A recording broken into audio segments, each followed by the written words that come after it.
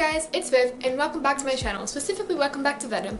Today is the 25th, so it was the last day of school, so I'm now giving you more, I would say on-time videos. I already know this video is going to be late, but we're going to try to get more on-time videos for the last 6 days of this, because I won't have school to get in the way of my filming time.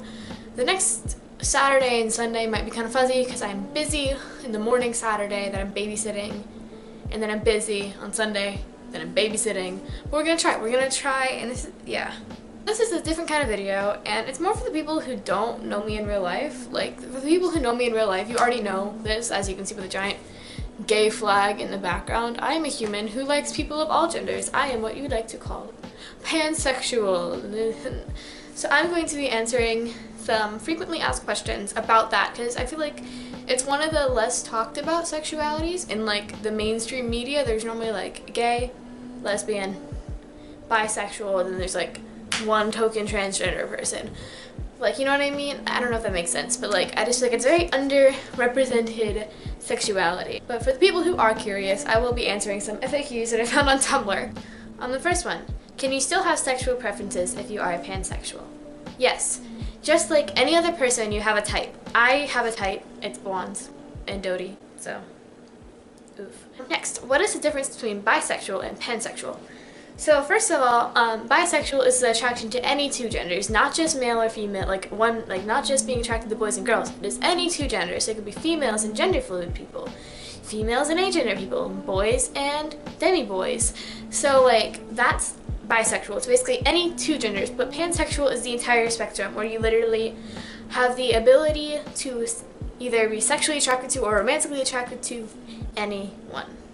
Can pansexuality include just attraction to who a person is, not appearance or gender? Yes, but technically if you want to get into weird labels, which I know most people don't, that's panromantic, but normally when people identify as panromantic, they still say pansexual because it's relatively similar. But if you wanted to get super specific and you're romantically attracted to anyone but only sexually attracted to people of the opposite gender of you, you are panromantic heterosexual, etc. That is basically how to use that label. What is the difference between pansexual and panromantic? Just answered that. Pansexual, my lisp just got 8 times worse. Wow, that was a lot.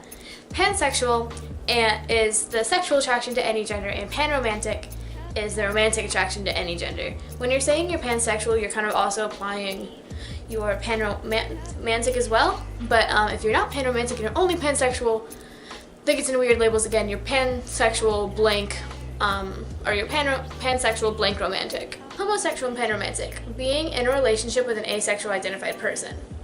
Yes, I don't know how to answer that question. Yeah, that's possible. If you're gay and panromantic, you can definitely be in a relationship with an asexual person. If the gender who I'm attracted to doesn't matter, am I pansexual? Yes. How did we find out about pansexuality? The internet. The internet is a wonderful place. I don't remember how I came across it. I feel like someone might have told me what it was, and then I was because at the time I was probably identifying as bi. I was still closeted. It's mentally I was oh yeah, I'm bi. But then I think it got brought up in a video by someone who was gender fluid. And they're yeah, pansexuality. And I was oh my god, what is this world of being able to gender fluid people too? Because that makes so much more sense. But yeah, I identify as pansexual, but since I'm dating a girl, people think I'm just a lesbian or bi. Does that mean I am lesbian or bi? No.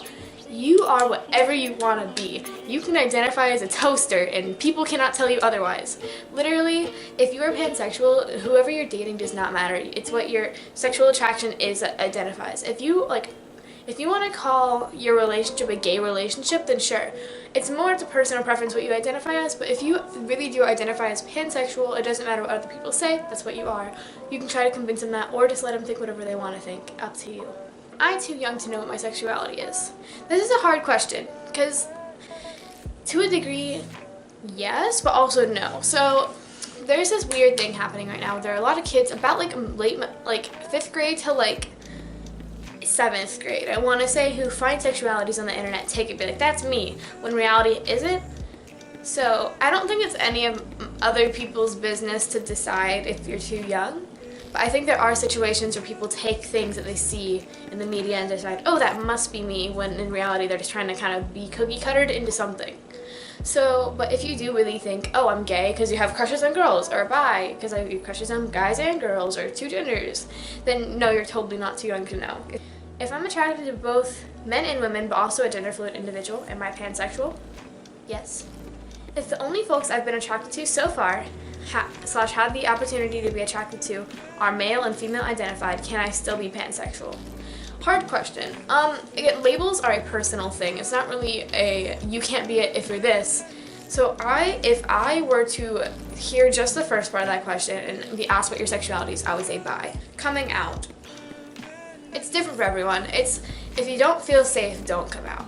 But if you do feel safe, come out. And you can do it in any way. You can literally go to someone and say, hey, I'm pan. Or you can make a big cake and say, hey, I'm pan. Or you can text someone and say, hey, I'm pan. It's literally just a personal thing. The next one is coming out to non-accepting people. This one's a tough one because it depends on how non-accepting they are. If you feel like you're put in danger by coming out to this person, don't do it. There might be a time where they become more accepting and it's okay to tell them then, but if you literally feel like you are in danger, do not say it to them. Gender variant and pansexual dating, a cis man. Am I part of the LGBTQ community? Yes, you are. You are a gender variant and pansexual, thus LGBTQ P, I don't know where the P actually falls, but P, pansexual, and gender fluids in there somewhere, so yes. Aren't trans women and trans men just women and men? I don't understand. Yes, trans women and trans men are just women and men. No matter how far in their transition they are a man or a woman, or a boy or a girl. Literally, it doesn't. The trans part, I don't know why we really use that label anymore, but I personally just think they're just a man or a woman. Dating someone who doesn't defend your identity. Okay, this was hard too. So it's not your partner's job to necessarily defend your identity, but if they're not supportive of you in your identity, I think that it's not a relationship you should be in. It's just, any relationship should feel like a safe atmosphere to be who you really are. Defending it, it's kind of a weird line. That's like another personal thing of depending on like what they're defending you in, like the context of the defense that is needing to occur. If someone is physically harassing you and your partner is just like being like, oh, that sucks, then that's probably not the best relationship for you. But if it's more like people don't understand and your partner isn't wanting to intervene for like their own reasons, that's definitely a situation to situation basis that you should base off of your own feelings, not me on the internet. That's the FAQ I have for you today. Thank you so much for watching this video, and leave me comments. If you have any more questions, I will go through and answer them because I love this stuff. This stuff is like my thing. I love like answering questions about LGBTQ because I consider myself a relatively knowledgeable person and there's a lot of people with questions out there. So yeah, I really hope you liked this video. If you liked this video, give it a thumbs up. If you like me, hit that subscribe button and that notification bell because that means the world to me. And YouTube algorithm is changing and blocking content, especially like this video. They're kind of demonetizing LGBTQ videos and they're not blocking them, but they're not coming up on suggested feeds anymore, and there's a lot of issues with the chronological timeline going away. So if you really do want to see my content, please, please, please hit the notification bell. It helps me out, it helps you out. So yeah, I'll see you in the next video. Bye!